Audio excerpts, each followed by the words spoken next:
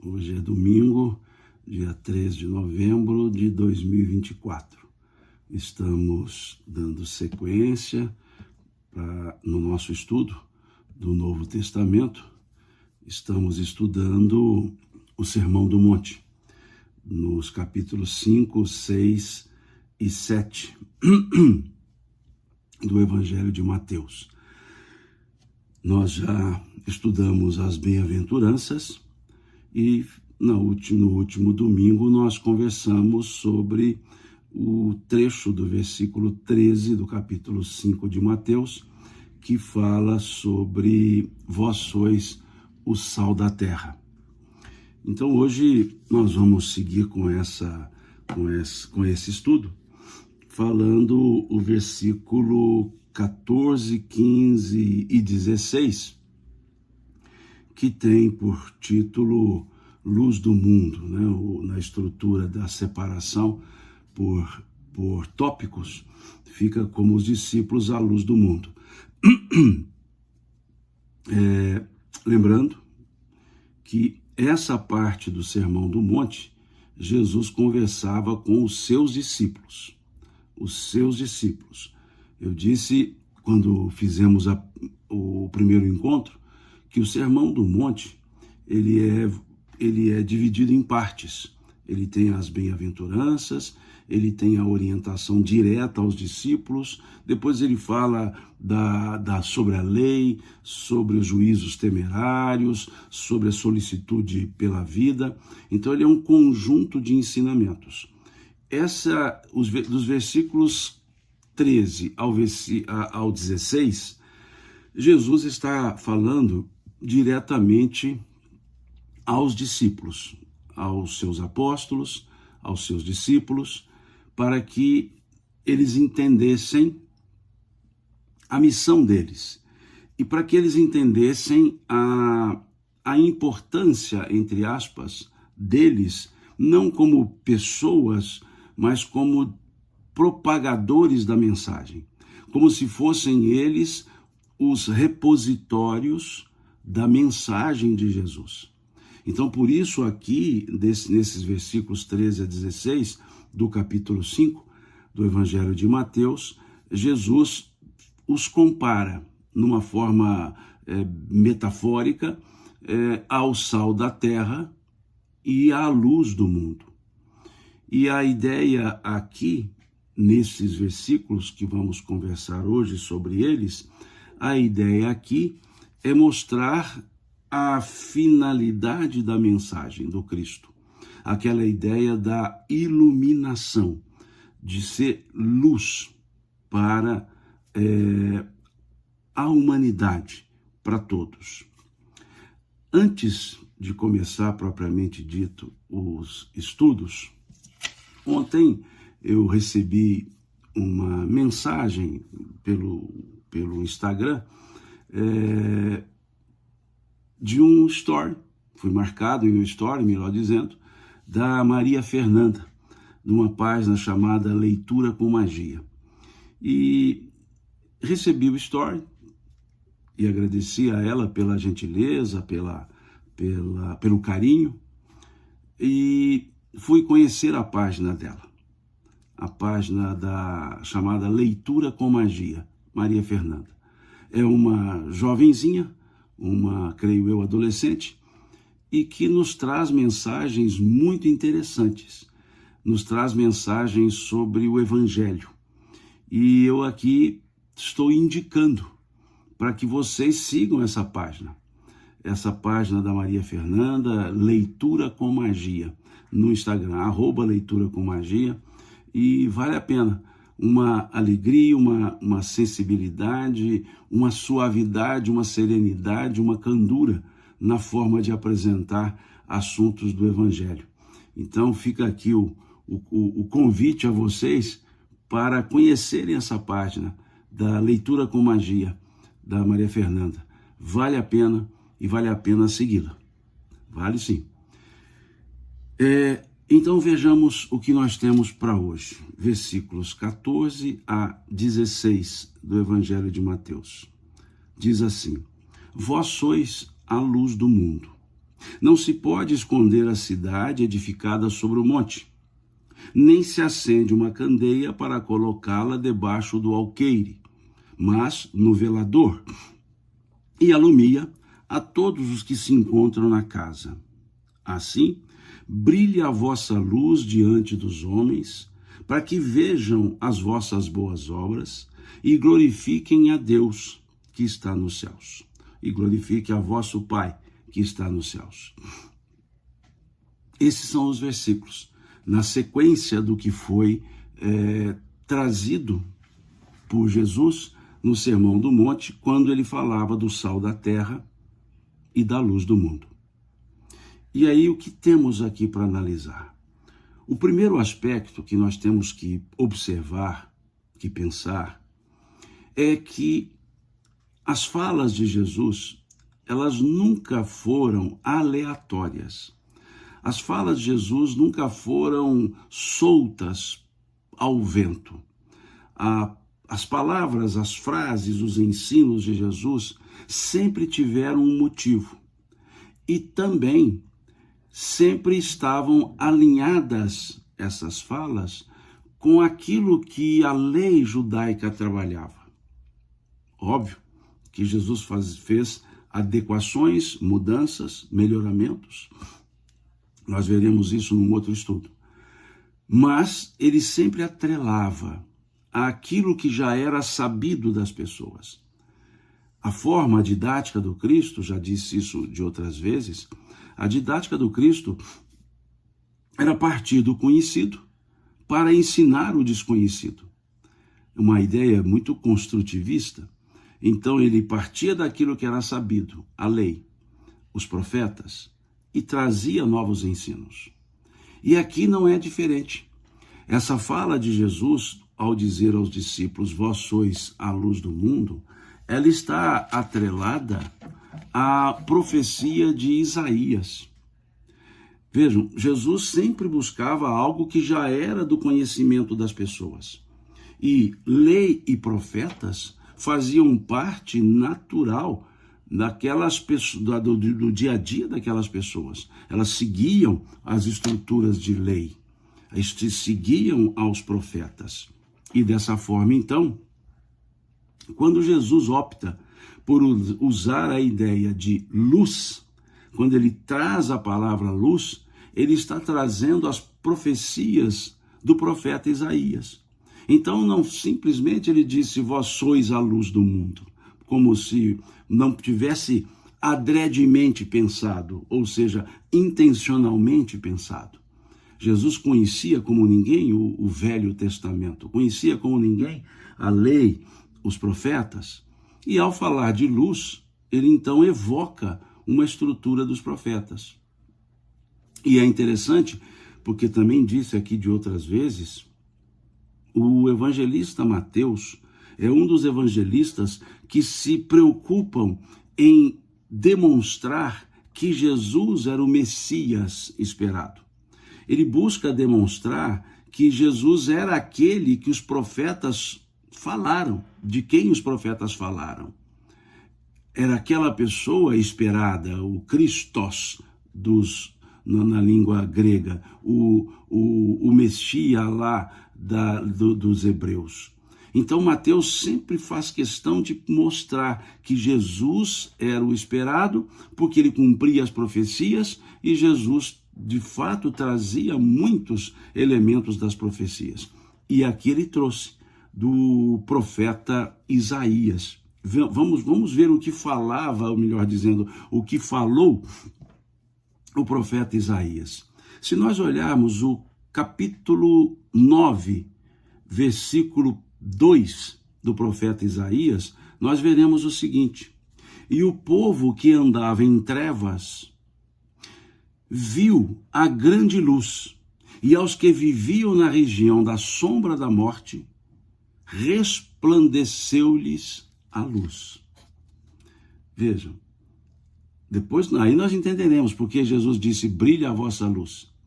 Porque aqui diz Isaías, no versículo 2 do seu livro, capítulo 9, ele diz, e o povo que andava em trevas viu grande luz, e aos que viviam na região da sombra da morte, resplandeceu-lhes a luz. A luz. Se nós olharmos o capítulo 42, versículo 6 da profecia de Isaías, nós veremos ele dizendo: eu, o Senhor, te chamei em justiça, tomar-te-ei pela mão e te guardarei, e te farei mediador da aliança com o povo, e luz para os gentios, para abrir os olhos aos cegos, para tirares da prisão o cativo e do cárcere os que jazem em trevas. E se olharmos o capítulo 49, versículo 6 também, do livro de Isaías, nós veremos: pouco é o seres meu servo, para restaurares as tribos de Jacó e tornares a trazer os remanescentes de Israel. Também te dei como luz para os gentios, para seres a minha salvação até a extremidade da terra. Essa extremidade da terra nos faz entender a parte que Jesus diz que ilumine a todos que está na casa. Então, vejamos que essa fala de Jesus, ela não é desatrelada da estrutura conhecida pelos judeus, em especial essa estrutura trazida pelo profeta Isaías. Quando então nós entendemos essas amarrações, nós percebemos que as falas de Jesus tinham um propósito. Não eram frases soltas. Ele não tirou da cartola a ideia de luz do mundo. Ele tirou das profecias, em especial dessas profecias do profeta Isaías. Profetas que falavam de Jesus, Isaías, Jeremias, Ezequiel, esses profetas, eles disseram muito sobre a vinda do Cristo. E aqui então nós percebemos Isaías falando da luz que precisaria resplandecer, Isaías falando da luz para os gentios, Isaías falando daqueles que viviam nas trevas da morte, não no sentido material da palavra morte, da morte por não enxergar a vida, por não entender a vida. E Jesus justamente vem trabalhar essa ideia. Basta observarmos quando ele fala, o evangelista João grafa a fala dele, capítulo 10, versículo 10, quando ele diz: eu vim para que todos tenham vida e a tenham em abundância. Então percebamos que essa estrutura é muito bem montada, que Jesus não ficou falando ao vento. Esse sermão do monte é um sermão que foi muito bem pensado, muito bem trabalhado, muito bem estruturado. Não foi um qualquer sermão. Nós veremos, nós ficaremos alguns domingos estudando esse sermão do monte. Jesus transitou pela lei, transitou pelos profetas durante esse sermão com uma profundidade e ao mesmo tempo uma serenidade que deu luz efetivamente para aquelas pessoas. Mas ali, falando com os discípulos, ele estava dizendo que eles, aqueles discípulos, seriam a luz do mundo, seriam como que reverberadores daquela mensagem que o Cristo trouxe. Ele era a luz, o Cristo. A mensagem era a luz, e os apóstolos caberia aos apóstolos resplandecer essa luz. E resplandecer a luz, ou seja, fazê-la brilhar, é justamente levar a mensagem do Cristo. É justamente deixar clara aquela mensagem que significaria mudanças nas vidas das pessoas. Então aí nós entendemos por que Jesus usar a palavra luz. Por que ele dizer: vós sois a luz do mundo. Veja, a luz do mundo. O que está no versículo 6 do capítulo 49 da profeta Isaías? para que leve essa salvação até a extremidade da terra, está escrito aqui. Ou seja, a luz do mundo. E ali Jesus faz uma comparação, faz uma analogia, dizendo que não se pode esconder uma cidade erigida no alto do monte. Como que a dizer aos discípulos que eles não ficariam incógnitos, que aquela mensagem que eles levariam, que eles continuariam a pregar, ficaria evidente. Ficaria como a cidade erigida no alto do monte. Quando se erige uma cidade no alto do monte, imaginemos o trabalho para construir uma cidade no alto do monte. Imaginemos levar todo o material necessário para construir uma cidade no alto do monte, mostrando que não seria fácil erigir essa mensagem, erigir esse ensinamento. Mas uma vez erigido, esse ensinamento não ficaria sem ser visto, tal qual a cidade que está erigida no alto do monte também não ficaria sem ser vista. Mas mostrando que não seria algo que da noite para o dia estaria pronto. Caberia esforço, caberia estratégia, caberia escolha dos materiais corretos para se fazer uma cidade no monte. Para se construir uma cidade no lugar elevado. Então, dizendo que levar essa mensagem do Cristo, a mensagem que seria no final, essa cidade erigida no alto do monte, não seria tarefa fácil. Caberia a eles esforço, muito esforço. Caberia a eles determinação, perseverança, disciplina.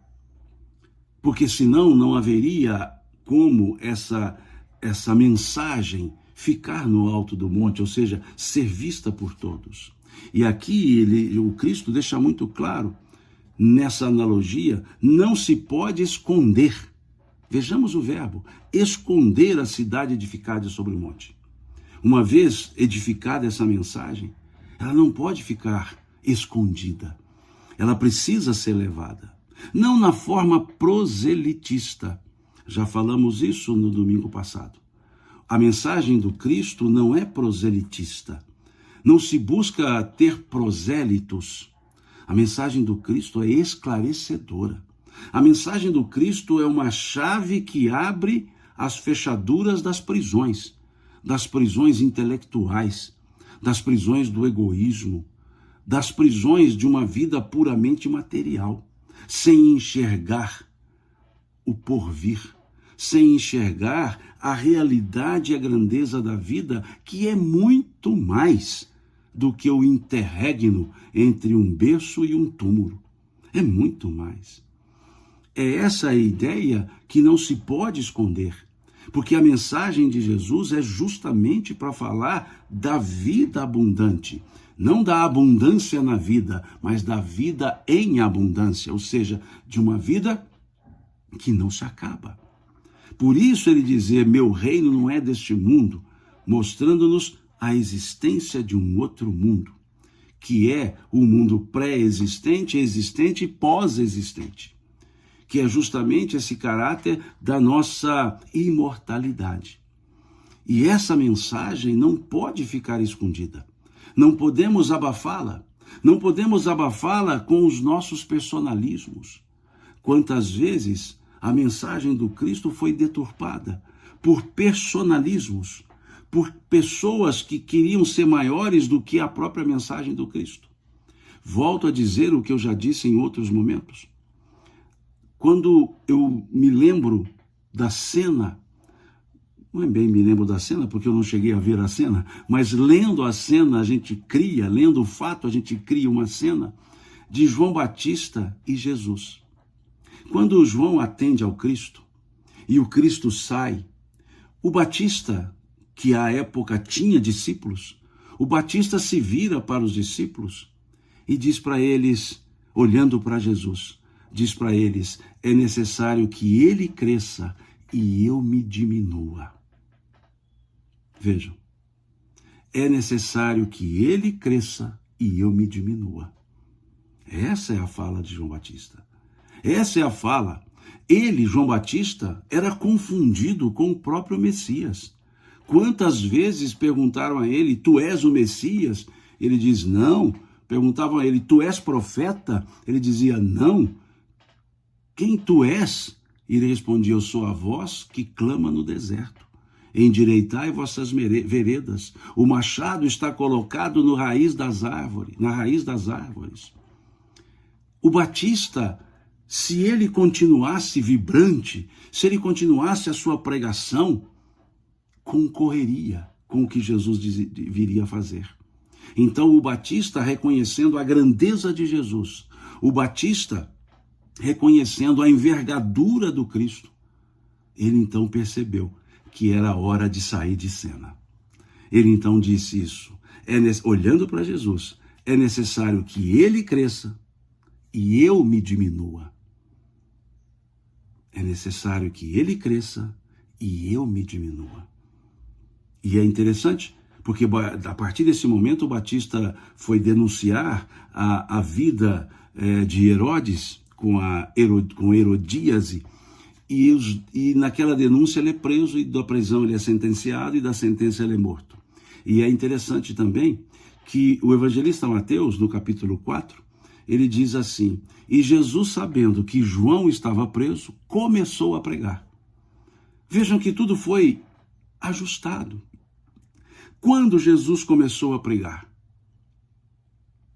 Quando o Batista foi preso. Quando Jesus começou a pregar? Quando o Batista foi preso. Ou seja, o Batista saía de cena, Jesus entrava em cena. E o Batista saiu de cena porque reconheceu a grandeza de Jesus. Então, quando ele diz aqui, não se pode esconder uma cidade erigida no alto do monte, ele está dizendo, não se pode, não se deve esconder a mensagem de Jesus. E esconder, muitas vezes, por causa do personalismo. As pessoas que divulgam a mensagem, muitas vezes, querem ser maiores do que a mensagem. Maior do que a mensagem. A Grazi aqui pergunta no Instagram se o evangelista Mateus é o mesmo apóstolo Mateus. Sim, também chamado Levi, Grazi, é o mesmo. Né? E aqui a Luísa pergunta que, a Vacir, ela pergunta onde essa live vai ficar. Todas as lives que eu faço aqui no Instagram ficam na minha página do Instagram ou ficam no meu canal do YouTube. Aqui eu falo tanto para o Instagram como para o YouTube. Por isso que hora eu olho para cima, hora eu olho para baixo. Aqui são duas telas diferentes. Então, só respondendo, Mateus é o mesmo, o evangelista e o apóstolo. Então, retornando ao raciocínio, quantas pessoas se colocam maiores do que a mensagem do Cristo? Quantos grupos de pessoas, e aqui não faço crítica pejorativa, mas quantos grupos de pessoas, chamadas igrejas, seitas que sejam, querem ser maior do que o próprio Cristo? Querem determinar o que o Cristo quis ou não quis dizer. Isso é esconder a mensagem. Isso é esconder a mensagem daqueles que precisam dela. É importante isso. A mensagem do Cristo não pode ser escondida, porque ela é tão grande, mas tão grande, tal qual uma cidade erigida num monte não fica escondida, sempre será vista. E a mensagem do Cristo vai ser vista. Não há nada que esteja oculto que não seja revelado, disse o Cristo. Então, essa comparação, que não se pode esconder uma cidade edificada no monte, ele está dizendo, edificada a mensagem, ela não ficará escondida. Ela não poderá ficar escondida. E quantas vezes ela fica? Por causa da teologia reducionista, por causa de uma exegese personalista. A mensagem do Cristo, ela não é reservada para um grupo, ela é para todos, para todas as pessoas, todas elas. Vejam que na profecia de Isaías, que eu li aqui, capítulo 1, versículo 2, capítulo 42, versículo 6, capítulo 49, versículo 6, do profeta Isaías, ele está dizendo que essa mensagem para todos, para os gentios, inclusive. Imagina falar de gentios para o povo judeu, que naquela época anatemanizava os gentios. Então a mensagem do Cristo não é para ficar guardada. A mensagem do Cristo não é para ficar escondida, é para ser partilhada. E não precisa ser doutor para entender a mensagem. Aliás, o Cristo disse isso. Graças te dou, ó Pai, que escondeste tais ensinos dos doutos e revelaste-os aos simples e humildes. Para o entendimento da mensagem do Cristo, não é uma intelectualidade com pedestais que nós entenderemos. É com a humildade de um coração sedento por aprendizagem. O doutor acha que nada mais precisa saber. E aí começa o seu erro. O seguidor do Cristo entende que tudo ele precisa aprender e que ele pode aprender. Essa é a forma de se estudar os evangelhos, com o coração aberto para o aprendizado. Por isso eu sempre digo aqui para vocês, meu conhecimento é limitadíssimo, se comparado ao ensino que está aqui. Talvez eu não seja sequer a primeira letra desse alfabeto divino. Eu não consigo entender a primeira letra desse alfabeto divino. Mas o que eu vejo nessas letras é o Espírito do Criador falando conosco. Como o apóstolo Paulo havia nos falado. Vós sereis chamados a um novo ministério, não mais ao ministério das letras, mas ao ministério do Espírito, porque as letras matam e o Espírito vivifica. É esse espírito de humildade que nós devemos ter ao olharmos os testamentos. Quem sou eu para ensinar algo das Escrituras, se sou um aprendiz? O que é que faço é expor o entendimento o parco entendimento que eu tenho dessas letras. Parco entendimento. E trocando ideias com vocês, aqui no YouTube, aqui no Instagram, trocando ideias, vocês fazendo os comentários que vejo aqui, não consigo lê-los todos, mas trazendo essas ideias, trazendo e construindo um pensamento. Lógico, a exegese nos ajuda, sim, claro. Por isso adoro seguir as Bíblias de referência, as Bíblias de estudos, como essa aqui, que já está velhinha, tá vendo? Toda já descascada, preciso até ver se eu ponho uma nova capa. Bíblia de Estudos de Genebra, belíssima, que nos traz belíssimas notas de rodapés, para eu poder aprender também, e muito que eu gostaria de aprender. Mas não podemos achar que somos maiores do que a própria mensagem. Dizia o Cristo, aquele que quiser ser o maior, seja o que mais sirva. Então somos servidores. E na sequência aqui do estudo, ou melhor dizendo, da fala do Cristo, ele diz, nem se acende uma candeia para colocá-la debaixo do alqueire. O que é uma candeia? É quase que uma lamparina. Quase que uma lamparina. É um recipiente em que se colocava o óleo, o pavio, e acendia o pavio. E enquanto houvesse o óleo, ali o pavio se manteria aceso. Hoje se faz com querosene as lamparinas. Então estava dizendo que, e a candeia ela ficava dependurada.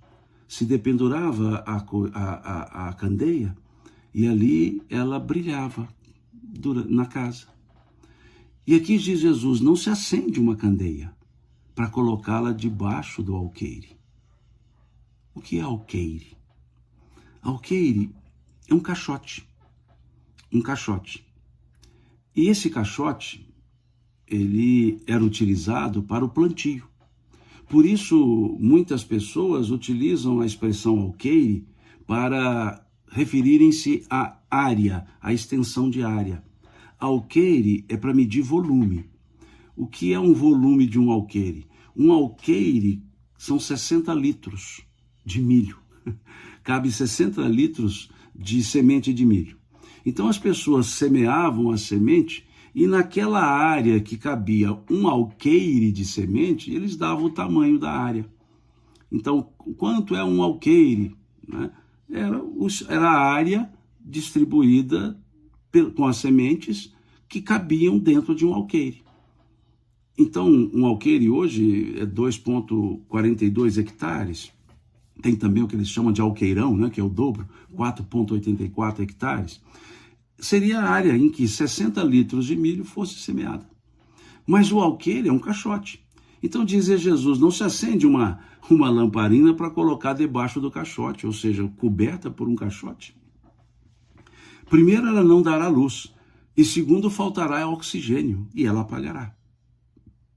Então está dizendo Jesus que essa mensagem dele, que é a luz para o mundo, ela não pode ficar abafada.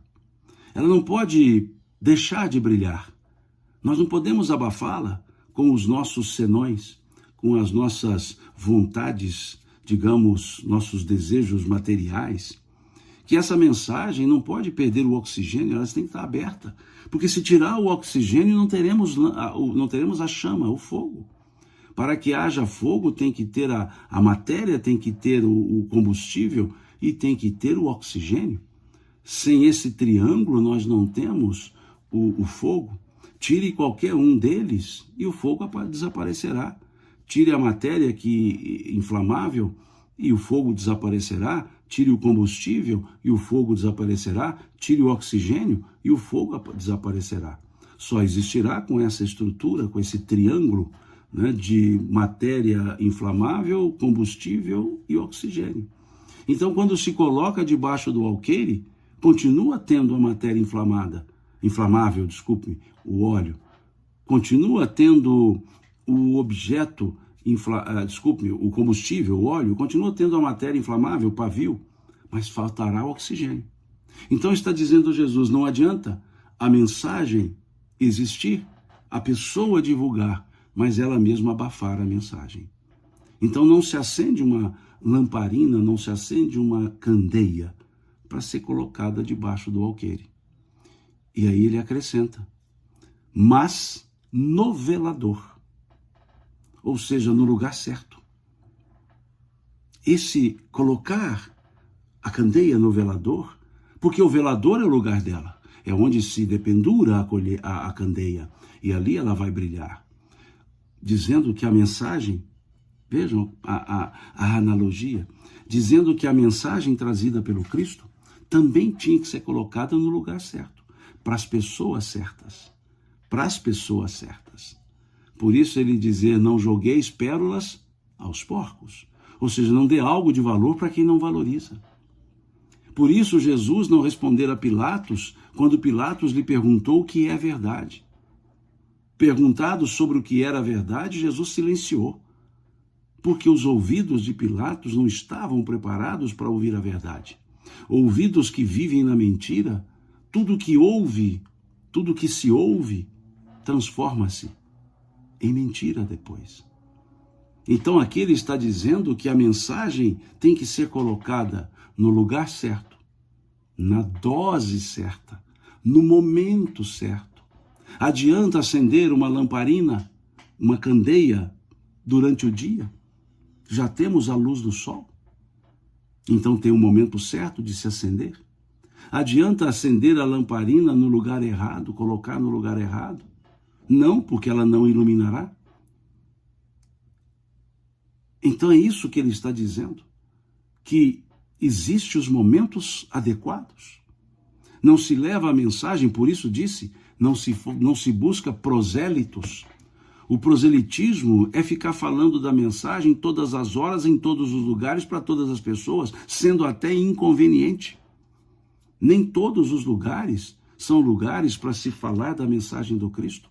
Nem todos os momentos são momentos adequados para se falar da mensagem do Cristo.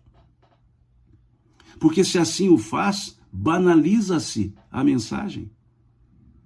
É o que vemos muitas vezes, as pessoas subindo em qualquer banquinho de praça para ficar ali falando para os transeuntes, em vez de se sentar e calmamente conversar com aqueles que se aproximarem.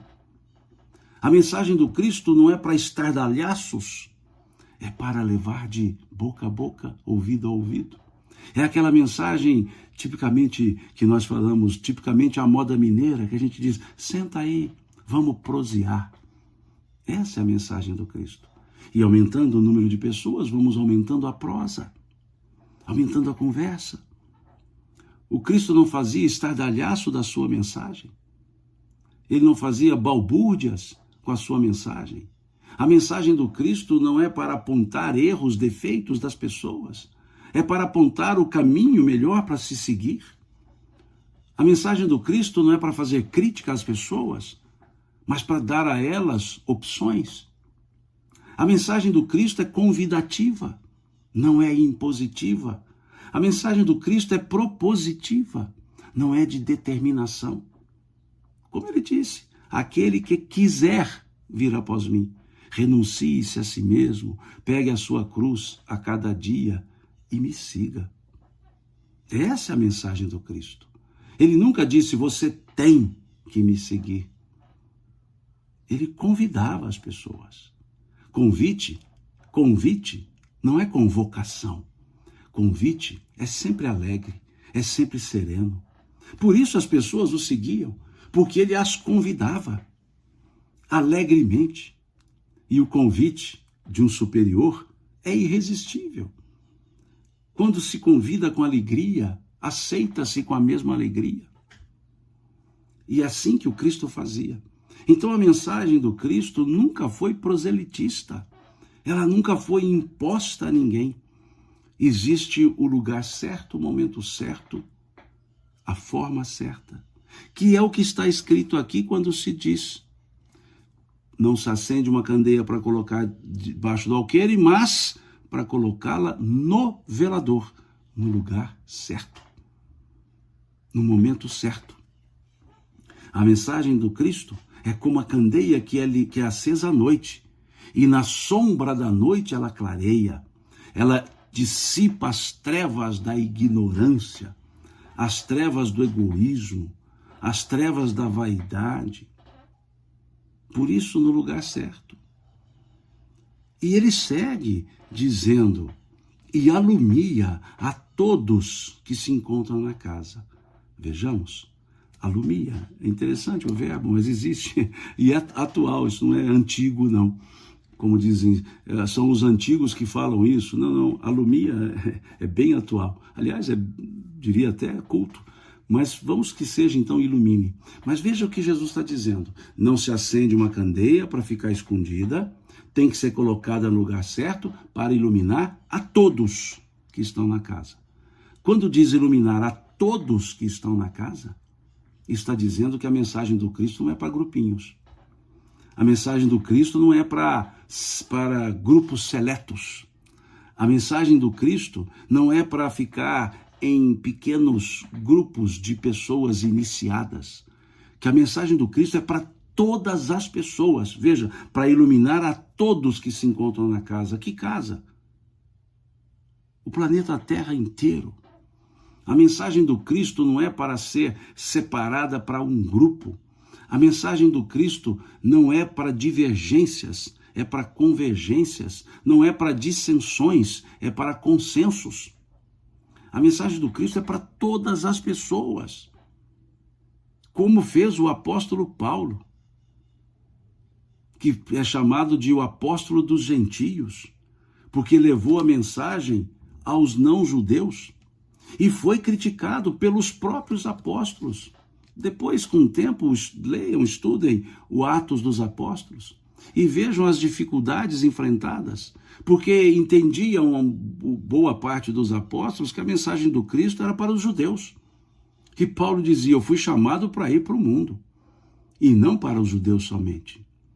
E isso, inclusive, Jesus disse para Ananias. Se olharmos lá no Atos dos Apóstolos, veremos uma fala de Jesus com Ananias. Quando Jesus se apresenta, aparece para Ananias, Ananias estava dormindo. E Jesus se apresenta para ele e diz: Ananias. E Ananias ali em sonho diz: eis-me aqui, Senhor. Ou seja, estou disposto. E Jesus diz a ele: vá à casa de Judas, na rua direita, lá está quem precisa do teu concurso. E Ananias, preocupado, diz para Jesus: Senhor, mas lá quem está é Saulo, o nosso perseguidor. E Jesus disse: eu sei. Em outras palavras, está dizendo: Ananias, deixa de fazer juízo de valor. Eu sei quem está lá, eu sei. E aí diz Jesus: ele, Saulo, Paulo de Tarso, ele é o vaso que eu escolhi para depositar o meu evangelho e levar a todas as nações. Veja Jesus dizendo isso. Ele é o vaso que eu escolhi para depositar o meu evangelho e levar a todas as nações. Deixai que eu mesmo mostrarei a ele o quanto ele padecerá por causa do meu nome. Veja, Jesus dizendo isso, que o evangelho era para todas as nações. E o apóstolo Paulo, bem mais à frente, ele vai usar a mesma ideia do vaso. Ele vai dizer sobre o evangelho, ele vai dizer: temos esse tesouro em vasos de barro, para que a excelência do poder seja de Deus e não dos homens. Ele se reconhece como um vaso, mas vaso de barro, para dizer que o que estava no vaso era muito maior, muito mais valoroso do que o próprio vaso. Isso era a humildade dele. E levar o evangelho para todas as nações, a luz para iluminar a todos, e não a um grupo. E não aquele grupo que diz: só aqui se encontra a salvação. Fora desse segmento não há salvação. A salvação não está no segmento, no sentido com G minúsculo, com G mudo. Não está no segmento com G mudo. Está sim no segmento com G-U-I, segmento de seguir a Jesus, pelos seus ensinos. Mas não segmentado com G mudo, não segmentado por grupos, porque há um só grupo, todos nós, do planeta Terra. Então isso é importantíssimo, para entender que a mensagem de Jesus não está aqui, não está lá, não está acolá. A mensagem de Jesus tem que estar aqui, dentro, na mente, no coração. Ela é para ser entendida, sentida, vivenciada, e não somente falada. Porque senão não somos seguidores do Cristo, seremos seguidores de grupos, quando ele pede que nós o sigamos. Quando ele diz: vinde a mim, todos vós, que estáis cansados, fatigados, porque eu vos aliviarei. Tomai sobre vós o meu jugo e aprendei de mim, que sou manso e humilde de coração. E aí encontrareis refúgio para as vossas almas. Pois leve é meu fardo, suave é meu jugo. Imaginemos esconder essa fala do Cristo para um grupo somente. Essa fala ilumina as vidas. Essa fala da serenidade, da segurança, da confiança. Por isso ela é para todas as pessoas. Por isso, no velador, o alqueire é para iluminar a todos que estão na casa. E não parou aqui. Depois que Jesus diz isso aos seus discípulos, vejamos que profundidade, trazendo o profeta Isaías, mostrando a importância da mensagem, ele vai dizer conclusivamente, usa uma partícula conclusiva. Assim, veja assim, quer dizer, considerando tudo isso, assim sendo, dessa forma, ele diz: assim brilhe também a vossa luz diante dos homens. Brilhe também, quer dizer, a luz do ensino brilha, mas a luz também da pessoa precisa brilhar. Porque não se fala daquilo que não se sente. Pode até estar com dificuldade para a vivência, mas ali a vontade de vivenciar está grande. Não se fala aquilo que não se sente, porque senão é hipocrisia. Se eu elogio alguém, que esse elogio esteja no meu coração, seja verdadeiro e não só pro forma, porque senão seremos falsos. A mensagem do Cristo, para ser levada, ela precisa ser sentida. Sentida. Não se decoram as frases. Se sentem. Sentimos essas frases. E por senti-las, nós aguardamos na mente.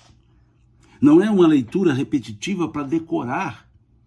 É uma leitura sensitiva, de sensações, de sensibilidade, que fala fundo em nós. E por falar fundo, por calar fundo em nós, é que ela fica guardada na mente. Por que ela fica na mente? Porque ela está primeiro no coração. Porque ela está primeiro no sentimento. E aquele que tem o sentimento, ele não se esquece dos ensinos. Por isso, o também está aqui. Assim, brilhe também a vossa luz. Também a vossa luz. Veja a expressão, a importância dessa palavra. Também quer dizer igual a essa. Assim como a própria mensagem brilha, deixa também brilhar a luz interna. É como se ele estivesse dizendo aos discípulos, quando vocês forem levar o ensino, levem com alegria, a alegria interior. Levem com a convicção de sentirem aquilo que estão falando. Porque falar o que não se sente, melhor silenciar-se. Porque a palavra será apenas um som e não carregará o sentimento necessário. Quando damos um bom dia por pro forma, nada adianta. Mas quando olhamos para a pessoa e damos bom dia, desejando de coração o bom dia, pode ter certeza, será sim um bom dia. Então aqui ele está dizendo, depois de ensinar tudo isso, ele está dizendo assim, brilhe também a vossa luz diante dos homens. Não é para brilhar internamente só. É importante. Não se põe para fora o que não se tem por dentro, óbvio. Veja, pôr para fora, ou seja, tirou. Só pode ir para fora aquilo que está dentro. Ninguém dá o que não tem. Então, para brilhar a luz diante das pessoas, é preciso primeiro que ela brilhe ali dentro. Ou seja, que eu esteja envolvido, entusiasmado. E aí sim, a luz brilha. Brilhar, diz ele, diante dos homens, diante das pessoas. Diante das pessoas. Ou seja, entusiasmar as outras pessoas, incentivar as outras pessoas e não desanimá-las. Muitas vezes as pessoas falam do Cristo com um ar tão fúnebre, tão tétrico, tão triste, que os outros pensam assim, eu seguir essa mensagem tão dolorosa? Não. A mensagem do Cristo ela é alvissareira. A mensagem do Cristo ela é de alegria, de entusiasmo. A palavra entusiasmo, né, ela vem etimologicamente, ela significa Deus em mim. Estou entusiasmado, estou com Deus em mim. A mensagem do Cristo nunca foi para desanimar ninguém. Essa luz do Cristo, ela brilha. Ela brilha. Ela clareia. Então ele está dizendo, brilhe a vossa luz diante dos homens. Ou seja, mostra essa mensagem com a alegria interior para as pessoas. Com alegria, não com exaltamento, exaltação. Desculpe. Não somos encantados pela mensagem. Nós somos envolvidos pela mensagem. E aí diz, brilhe também a vossa luz diante dos homens, para que vejam, olhem essa parte, para que vejam as vossas boas obras e glorifiquem ao vosso Pai que está nos céus. Vejam. Vejam que beleza. Mostrar as obras para que glorifiquem a Deus. Mostrar as obras não significa mostrar o obreiro. Mas como vivenciar o bem se não se conhece o bem? Como mostrar, como seguir o caminho se não se mostra o caminho? Então as obras boas precisam ser mostradas, aquilo que é visto, aquilo que não é visto, não é lembrado. Então é preciso entender essa fala do Cristo. Brilhe a vossa luz, brilhe também a vossa luz diante dos homens, para que vejam as vossas boas obras e glorifiquem a Deus que está nos céus. Ver as obras é mostrar o bem, mas não precisa se mostrar. Também, muitas vezes, mostrar as obras não é mostrar as pessoas que foram beneficiadas, porque, infelizmente, eu vejo algumas vezes igrejas, centros, templos, que atendem pessoas, por exemplo, distribuindo alimentos, agasalhos, roupas, filmando aquelas pessoas, fotografando aquelas pessoas para dizer, olha a obra que nós fazemos. Mostrar a obra é dizer que faz, que distribui, é mostrar as peças que podem ser distribuídas, as cestas que estão sendo arrecadadas, mas não precisa mostrar as pessoas que já estão aviltadas pela própria carência material. E ainda as mostraremos para aviltá-las ainda mais. Então, se quer dizer que aquela entidade distribui cestas básicas, mostre as cestas, mas não as pessoas que estão recebendo. Respeitemos essas pessoas que estão recebendo, porque elas já se sentem, digamos que, marginalizadas por ter que pedir, e ainda serão mostradas como pedintes. Onde é que está a reserva e o respeito humano numa ação dessa? Então, que mostre o que se está fazendo, mas não envolvam as pessoas beneficiadas. Essas merecem respeito. E eu vejo muitas vezes o pessoal mostrando as filas das pessoas ali aguardando a entrega da cesta básica. Isso é desrespeito às pessoas. Mostre o bem.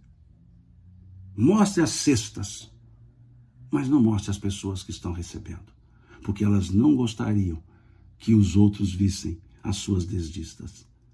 Já basta a dificuldade pela qual passam e ainda vamos expô-las.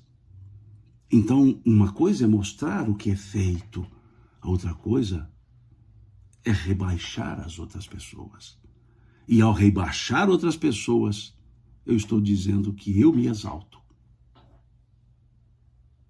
Veja que interessante. Por isso ele diz, vejam as vossas boas obras e glorifiquem a Deus que está nos céus. A Deus que está nos céus. E não às pessoas que estão fazendo.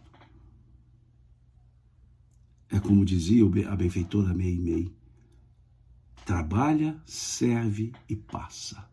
Serve e passa. Esse é o ensino que o Cristo deu. Mostre o bem, mostre a obra, para que outros se incentivem. Mas respeitem as outras pessoas. E não se mostrem. Porque normalmente a pessoa põe a foto de quem está recebendo e a sua também entregando. E a sua também entregando. Então tenhamos o comedimento. Saibamos mostrar as boas obras, sem mostrar o autor e sem mostrar o beneficiado. Porque em outro momento nós chegaremos lá. Nós chegaremos lá. Jesus diz assim, vê bem, para que a luz que há em ti não sejam trevas. Nós vamos chegar lá. Vê bem, para que a luz que há em ti não sejam trevas. Ou seja, que nós não sejamos pseudos bons, achando que temos a luz e essas luzes são trevosas. Na verdade, quando temos o egoísmo, o personalismo, a vaidade, as luzes são trevas. E aí ele diz, quão grandes serão essas trevas. Vê bem para que a luz que há em ti não sejam trevas, pois senão, quão grandes serão essas trevas. Então está aqui. Depois nós vamos estudar lá no capítulo 6 sobre a esmola, porque muitos podem dizer, Simão, mas aqui, isso do jeito que você está dizendo, está contrariando, porque Jesus disse que não era para a mão direita saber o que faz a outra. Exatamente, exatamente. Mas aqui não está contrariando. Está pedindo para mostrar a obra. E quando ele diz que a tua mão direita não saiba o que faz a outra, eu pergunto, de quem são as mãos? As duas mãos são da mesma pessoa. A tua mão direita não saiba o que faz a outra. As mãos são da mesma pessoa. Ele está dizendo que a pessoa não se vanglorie por fazer o bem. Que nem a própria pessoa saiba o bem que está fazendo. Não é para esconder dos outros, é para esconder de si mesma. É para justamente não se envaidecer, porque muitas vezes as pessoas não contam o que fizeram, mas contam para si mesmas, dizendo lá dentro, como eu sou bom. Dizendo assim, hoje eu pratiquei o bem, hoje eu fui bom. Isso está fazendo com que a mão direita saiba o que faz a outra. Quando Jesus diz que a tua mão direita não sabe o que faz a outra, ele está falando, não seja orgulhoso, prepotente e vaidoso. Não fique contando para você mesmo o bem que você fez. Mas isso nós analisaremos mais detalhadamente quando chegarmos no versículo, no capítulo 6, que fala da esmola. Aqui a Paula Lúcia diz, né, o que Khalil Gibran fala sobre a generosidade. Exatamente. Tem uma frase de Khalil Gibran, Paula, que diz assim, vós pouco dais quando dais de vossas posses, quando derdes de vós mesmos, é que realmente dareis. Há uma outra frase dele, Paula, que ele diz assim, o amor e a caridade não está em dar-me aquilo que eu preciso mais do que ti, mas dar-me aquilo que tu precisas mais do que eu. Então, Khalil Gibran trazia belíssimas reflexões. Muito bem lembrada, Paulo. Muito bem lembrado, Paulo. Essas ideias de Khalil Gibran, um poeta libanês espetacular, né? Espetacular. E aqui, então, encerramos esse nosso bate-papo de hoje, falando dos versículos 14, 15 e 16 do capítulo 5 do Evangelho de Mateus. E vamos lê-lo novamente, ou lê-los, só para gravá-los com base no que conversamos. Vós sois a luz do mundo. Não se pode esconder uma cidade erigida no alto do monte, nem se acende a candeia para colocar debaixo do alqueire, mas sim para colocá-la no velador, e aí ela alumia a todos os que estão na casa. Assim, brilhe também a vossa luz diante dos homens, para que vejam as vossas boas obras e glorifiquem ao vosso Pai que está nos céus. Agradeço a paciência de vocês em me acompanhar nesse estudo de 1h, 58 minutos, de 58 minutos. Muito obrigado pela paciência, obrigado por esse companheirismo. E aqui lembro novamente, e convido vocês a seguirem a página Leitura com Magia, da Maria Fernanda. Aqui no Instagram, @Leitura com Magia. Maria Fernanda, uma adolescente, que nos traz mensagens belíssimas. Passei a ser seguidor dessa página e estou convidando vocês também a seguir a página dessa menina, dessa Leitura com Magia. Ela, a mãe, que acompanha a filha, como toda mãe deve fazer, e ali nos traz mensagens sobre Jesus, sobre os evangelhos, mas com muita leveza, com muita doçura, que é a forma que nós precisamos falar da mensagem do Cristo, com leveza, doçura e muita amorosidade. Então fica o convite aqui, para vocês seguirem a página @Leitura com Magia, lá da Maria Fernanda. Vocês vão ver o que eu estou dizendo. Depois me contem se gostaram ou não da página. Eu tenho certeza que gostarão sim de seguir essa página, porque é uma página que você entra e já sente a leveza daquela jovenzinha, da adolescente, falando sobre Jesus. fica aí a sugestão para seguir a página Leitura com Magia. Fica aí, @Leitura com Magia. Muito bom, sigam essa página. Eu acho excelente. Creio que vocês também acharão. Tanto aqui a turma do YouTube. E tem o canal também do YouTube, viu? Leitura com Magia. Também é um canal do YouTube. Que eu também me inscrevi nesse canal, para eu poder ver lá, né? E no canal do YouTube é interessante que tem os vídeos dessa jovenzinha, mais jovem ainda, que eu poderia chamar de criança. Ela falando já de Jesus. Depois na adolescência. Então, fica o convite.